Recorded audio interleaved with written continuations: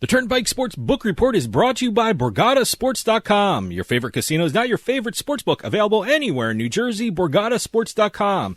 Sign up at BorgataSports.com using our promo code PIKE, that's P-I-K-E. Make your first wager of $20 or more and you'll get $100 in free bets.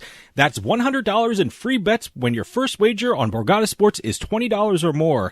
Get into the action with BorgataSports.com. Must be 21 years or older and in New Jersey to place a bet. Terms and conditions apply. Gambling problem? Call 1-800-GAMBLER.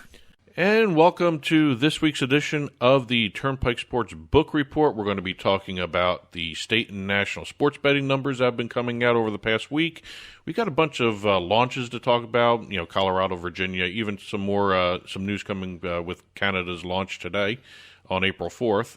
Yeah, that's a big day in Canada. That's going to be fun to watch, see how that goes. If you're a gambler in Canada, this is your Independence Day, Christmas Day, whatever holiday, we're all wrapped up into one. It's everything. I don't know if you want to call it, independence in terms of the independent operator, sure. I'm just talking about the celebratory mood of it, kind of thing. We've got also some legislative updates, especially a Massachusetts legislative survey for sports betting. A survey, okay. Of senators. Okay. So, because everyone's wondering why Massachusetts has not Well, simply put, everyone betting. wants it in Massachusetts, but a few people don't, and they're the few people that, I guess, have the loudest voice, and there's no sports betting in Massachusetts. And I got to be honest with you, I don't think it's going to happen. Well, we'll go through soon. the numbers when we get to that point in the show here. Yeah. Also, we got a bunch of deals to talk about. PointsBet, we've got Genius Sports, we've got a Pala interactive deal with Boyd to talk about, if we have time, some other deals that happened as well. Let's start off with numbers. And every week, I think we're starting off almost just about every week talking about New York. Oh, sure. Yeah. According to the last figures, and this is for the week ending March 25th, this is up to that point. Mm-hmm. Okay. New York has gone over the $1 billion mark in online sports betting handle in each of its first 3 months in business. Pretty impressive. January was 1.67, February 1.53 billion, and March was just 1.15 billion. Do you see a decrease happening, or am I kind of nuts here? Yeah. I mean, that's, certainly it's happening. I mean, I guess fall would be the biggest time for sports betting, and it kind of culminates in like big January numbers, and February seems to be kind of sliding down a little bit, but I guess that's the trend. It's going to be very curious. Don't get us wrong, the New York numbers are really strong. They're absolutely incredible. I guess the next state we're waiting for, which will be a game changer, is possibly California. I guess that they're may not kind of happen getting closer. For a while. That's little by little they're getting it there. might be on the November ballot in California, unless the lawsuit affects it. That's going on there. We'll see. That's the next big state. Yeah, but staying in New York, I'm very curious to see how this market handles the baseball season. Mm-hmm. It's just going to be starting up soon. Football, they're going to set records all over again when football starts up again. But right now, at the end of the week ending March 25th, it was also reported that FanDuel became the first mobile operator in the state to reach $100 million in revenue. That's impressive. That's very impressive because I don't think FanDuel has done that in and too many other states. January 8th? That's January when everything 8th. started in New York? And this isn't even the full amount of March we're talking about. Yeah. So they hit the $100 million mark in revenue. DraftKings, I think we talked about this in the last book report. We didn't have the numbers handy because we taped before the numbers came out. But again, confirming it, DraftKings became the third New York mobile sports betting operator to hit the $1 billion handle mark. Okay. We've got FanDuel. Had $1.5 billion, 1.55 billion. That actually almost matches the January handle for the entire mobile industry. But FanDuel, 1.55 billion in handle. Caesars New York had 1.14 billion, and DraftKings at the time of this report was about 1.06, $1.1 billion in handle. Okay. I mean, New York is just a juggernaut right now. Oh, yeah, absolutely. Yeah. The 8 New York online bookmakers have combined for a $4.35 billion handle statewide. Impressive. Very impressive. It's an incredible amount of money that's coming in. So $4 billion in 3 months. I guess you can say 3 months, right? Yeah. So kind of interesting numbers. I noticed there are some shifting in terms of who's 1, 2, and 3. I'm waiting to see where Caesars ends up when BetMGM hits its full stride. Okay. Because right now it's still FanDuel, DraftKings number 1 and number 2. Caesars began the entire industry number 1 for the first 2-3 weeks. They were advertising everywhere. Yeah, everywhere. And when they cut down the blitz, the ad blitz, everything kind of settled. Everything. They the actually dust have settled. gone from first, second down to third. We'll see exactly where they end up when everything really starts to settle. I still think this market's too new, and we're going to see some more shifting positions. Yeah. I'm very curious to see Rush Street, see where they end up with all this, especially after the Francesa deal. I wonder if that's going to. Yeah, really I can't wait. Can't wait. I think we talked about this last week. Yes. It was Francesa's doing a podcast for him. He's doing a twice-weekly podcast as Mike well as Francesa. Appearances. Yeah. Well, hey, he's got a big following in the New York, New Jersey, absolutely. Hey, I grew up with area. him. I grew up listening to him. So absolutely. And with Rush Street having all 4 states there, you got Pennsylvania, New Jersey, New York, and Connecticut. Mm-hmm. That's an incredible listener base he's got in that region alone. Sure, should do well. So we'll see exactly if that boosts RSI at all. Going over to Nevada, we'll hit some more numbers here. February marked the first time in the post-PASPA era that Nevada sportsbooks were held under a 5% hold rate for 3 consecutive months. Huh, okay. I've never heard of Nevada having that low a hold rate before for that long a time here. I mean, avoid the COVID months. Don't count those. Yeah. So it's kind of interesting to see Nevada in, I don't want to call it a slump. No. Just the handle is great. The market is realigning itself. I guess that's what marketers are telling people.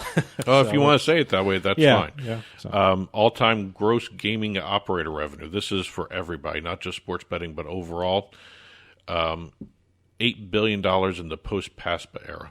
Okay, this is national, right? No, this is Nevada. Oh, did Nevada? Okay. Their gross gaming sports betting operator revenue surpassed $8 billion in since May of 2018. Okay. So the new era of sports betting, if you want to call it that. And also with Nevada's February report, overall gaming, February marks the 12th straight month of $1+ billion gaming revenue.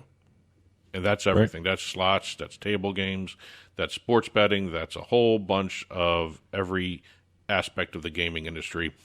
$1 billion or more, 12 straight months. Okay. That's an incredible run right there as well. No, it's great. Had some other numbers coming in from some of the other states. I just want to hit a couple of highlights here. Colorado, they're in the middle of their fiscal year. They're 8 months into their fiscal year. They just passed the $3.2 billion mark in total handle for the state. Mm-hmm. That's an incredible number. They may hit probably another $5 million by the time this fiscal year is over.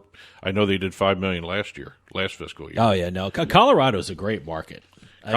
Don't they now? I think someone told me that they now have the most sports books in their state. As a matter of fact, it's a launch that we are going to be talking about. Might as well talk about it right now. Tie it all together. Okay, good. Yeah. Betson launch its mobile app sportsbook in Colorado. BetSafe. Okay, that's the name of the brand they're using in Colorado. So what number is that now? That is the 26th book. Okay, and that's got to be most in any state. Most in any state. Okay. Also, part of the release from this month for February, Colorado released their Super Bowl numbers. Okay. $41 million handle for the Super Bowl. All right. 30% more than the previous year. Good. And as always, when we talk about Colorado, there's one sport we always hit. Okay, get it over with. But table tennis, is that what we're talking about? Table tennis. What are they? Number 7. 7. Okay, last month or 2 months ago they were 6. Before they were 5. Last month in January, I believe they were 8th. Okay, all right. But before that, they were 5th and 6th. 5th and 6th. I don't get it. Hey, if they like betting on table tennis, whatever, good for them. I can't get into it. So. The table tennis handle for the month of February was $7.2 million. Okay. 99% of that was online. Okay. And I was looking at the list of the top sports. Basketball was the leader, an overall handle. But when you look down the list, you get to ice hockey, which is number 5. You have tennis, number 6. Okay. Table tennis, number 7. And then you have NCAA football betting. I guess the futures and I stuff guess like so. that, It was about 50,000 under table tennis. So table Okay. tennis beat out NCAA football in February. Well, it's February, so. Yeah, I guess you can. Yeah. One note to hit right before we move on to some of the other launches and also talk about Canada. The USFL has confirmed that you can bet on the league in 15 states. Okay. The list, if you want it. Okay. We don't need to do list. I want to know if I can bet on it in New Jersey. New Jersey, All right. Pennsylvania, Great. Perfect. Awesome. Nevada, Iowa, West Virginia, Oregon, Delaware, Connecticut, New Hampshire, New Mexico, Rhode Island, South Dakota, Wisconsin, North Carolina, and North Dakota. Do you see one state that's obviously missing? Well, we were just talking about it, the one with the most sports books. I don't see Colorado. Is that what you're talking about? Because I'm looking at for Colorado. I don't see Colorado on I that was list. thinking New York. Oh, that's interesting. Yeah, I didn't see that.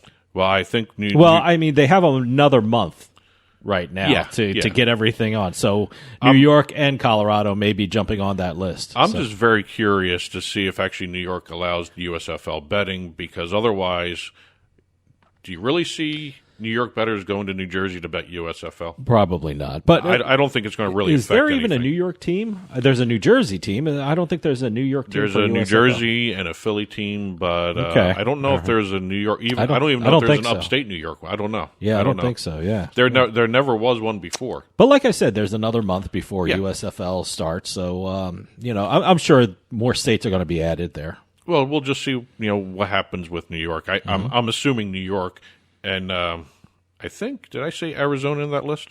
Arizona did not. I did not see Arizona. I don't see Washington D.C. Interesting. I hate to say it this way, but who cares about D.C.? Oh wow. Well, people in D.C. care. Well, about they go DC. to Virginia to bet. Well, is it Virginia is not on there either. So I just saw that list. There okay. You go. So. All right. Well, there are a couple states got to get off their duffs and get some USFL betting on the books for their. I don't know how big an impact the USFL is going to have on the betting industry, though. Well, we'll see. Yeah. It's something to pass the time, Speaking of Virginia, we have the 14th sportsbook launching in Virginia. Okay. Hard Rock Sportsbook has been given the go live order in Virginia, so they're now up and running. Okay. That's 14 books in Virginia. They're online only. Wow, 14, really? 14. Oh, all right. So Virginia is slowly expanding, growing, whatever you want to call it. Still got a long way to go to catch up to New Jersey, Pennsylvania, and Colorado over there with the 26. Yeah, Colorado is leading. I think New Jersey is somewhere between 20 and 23. I don't know. New Jersey's not far behind Colorado. I honestly haven't sat down and counted the amount of sports books in New Jersey, so it's a lot. It's a lot. It's confusing. I have a lot in my phone. Oh, yeah. I have to check to see how many I have on my phone. I'm running out of memory on my phone to run these things. Yeah. Before we move on to, I want to get to the legislative survey in Massachusetts because it's just fun to talk about that stuff. Oh, okay. Canada launched today, April 4th. Yeah. In Ontario, and this was actually a very, very smart thing the Ontario Gaming Commission did. The Responsible Gambling Council announced that its RG Check accreditation program is now part of the requirements for any sportsbook or any sportsbook platform to launch. Good. In the state. Good. Most states don't have this as part of their When you say states, requirements. You mean provinces? I'm talking about anywhere. I'm talking Anywhere. about compared to U.S. Compared to the U.S. They okay. don't have this kind of setup Okay. most of the time in terms of responsible gambling. This is becoming a really big issue. Yeah, absolutely. And especially with March here ending. Well, look, Paul Burns is going to come on the show pretty soon. He's going to talk about all these from things. From Canada. He's the top, president of the Canadian Gaming I was going to say Association. the top gambling poobah. He's one of them. Should I introduce him like that? You want to? That's fine with me. That's probably up the last to him. time he comes on the show. But again, we got a whole bunch of sports books and sports betting platforms launching. I think we got about 30 entities. Just recently, when I was preparing for this, we had Kindred announced they got a license. Let's see. We have FSB received approval. We have Rush Street Interactive saying not only are they launching, but they are the first sports betting entity to receive that RG check iGaming accreditation from the Gaming Council. Yeah, the great thing about Canada is it's not only sports betting.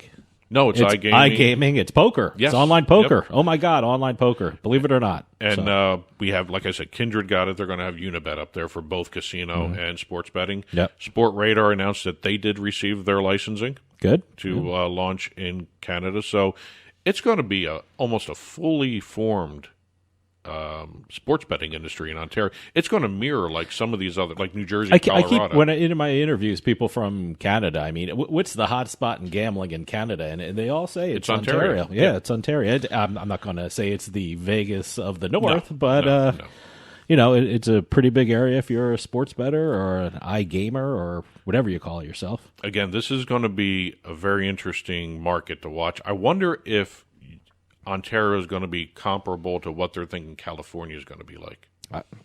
Who knows? I mean, I saw what some people referred to this California market, as the holy grail of sports betting. Holy grail of I sports don't know betting. how accurate that statement is. I think New York may be the better. It's the most populous state. It's also got the most professional sports teams that are going to be running their own sports betting It's- entities. So, again, we'll see exactly. But I wonder if Ottawa is going to be an indication of what California is going to be like. Well, it's such a new market. It's I mean, in its infancy. So in Canada, so we'll see how it grows. Well, now, do you want to have fun and talk about Massachusetts and why these guys just can't get sports betting launched? Yeah. I still don't understand. I guess you can talk about it. I mean, it's not worth a lot of breath because they're not really doing anything. I have to admit, I thought doing a legislative survey was actually a very smart idea. Mm-hmm. But after seeing these results, I am more confused than ever as to why this hasn't passed yet.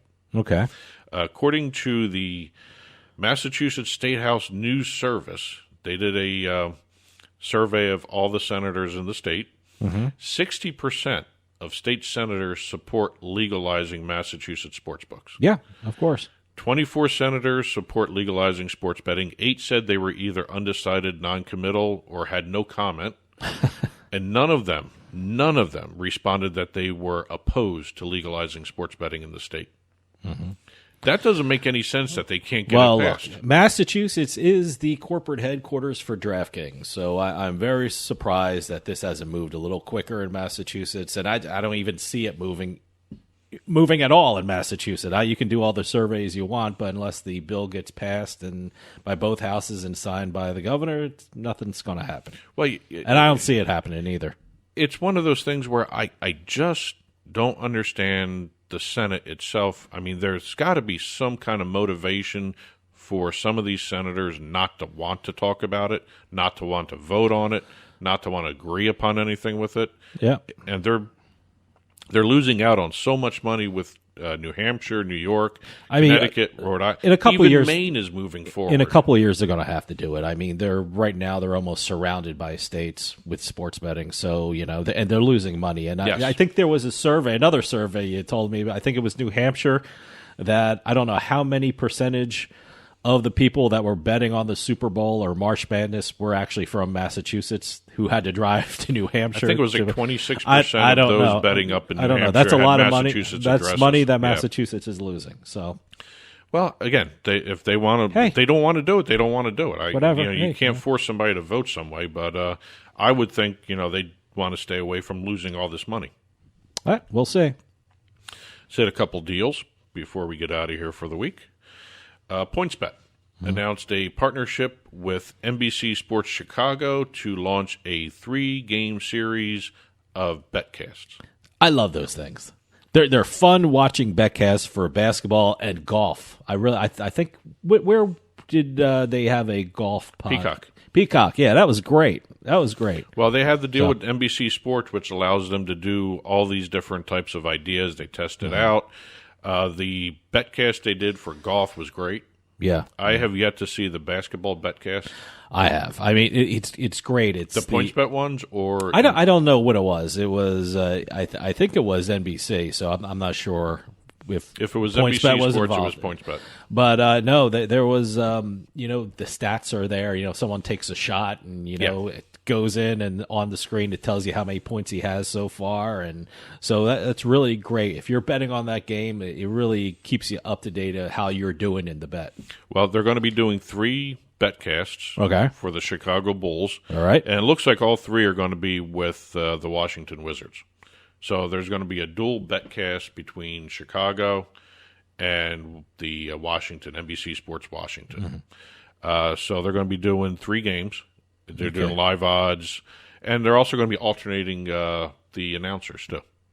They're going to have some with the NBC Chicago guys, some with the NBC Washington guys, and I think one of them is actually going to split them up or something, or alternate. So it'll be kind of interesting to watch how the Betcast happens, occurs. I mean, they're great. becoming commonplace, especially if you have that option of the big thing now is was the same game parlays. Yes, and if you have an option of like. Cashing out, that's always a great feature when you're watching a betcast, and you know when to bail, and you know when to make an in-play bet. So it kind of helps you. More stats, more information always helps making bets. Well, the one thing that puts PointsBet at a major advantage over some of the other books, and they're going to catch up, is that situation where PointsBet has figured out how to get rid of that latency issue for the data. So they have that live same game parlay stuff going on. They've got for these things, they're going to have futures odds, player props, over under, and moving money lines throughout the broadcasts. So they're going to be increasing the data feed more so than anything else. The bet types, they really can't change the types of bets you're going to be seeing. They're just going to be able to update the odds a lot quicker than a lot of other books. The information you need. I mean, especially in the same game parlays. I mean, if you have some player that you're betting on and getting a certain amount of points, like in a halftime or the entire game, it keeps you up to date of what they're doing. I mean, the guy takes a shot, and the betcast I saw, as soon as if he makes it, it tells you how many points he has so far. So that's perfect. PointsBet is also this past weekend for the Final Four. They did a live streamed, I guess you can call it a sports psychology panel. To analyze the game itself, the players, body language. During the games, they're going to have, because we're taping this before the Final Four here over the weekend. They're going to be having in-depth analyses from Northwestern University professor of sports psychology, Dr. Michelle Karoulis, a body language expert, Scott Rouse, Carlos Boozer, the former NCAA and NBA player. And the head of odds at PointsBet, Jay Croucher. And they're going to be exploring, or they did explore, but I'm past tense here.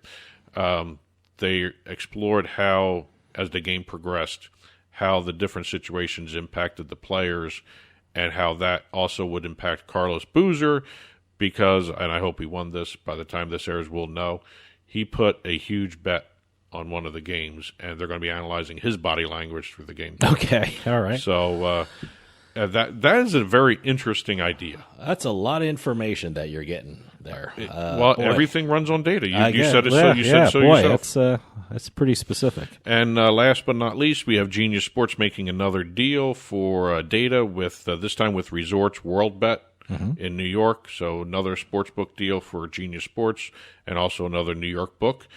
Still waiting on the Ballybet launch too. That'll be interesting to see what happens when the 9th one comes into existence. And very quickly before we get out of here, 2 Deadwood casinos and an internet sportsbook company have each been fined $3,000 by the South Dakota Commission on Gaming for accepting illegal bets. Can't do that. The illegal wagers included accepting bets on college basketball games involving South Dakota State University.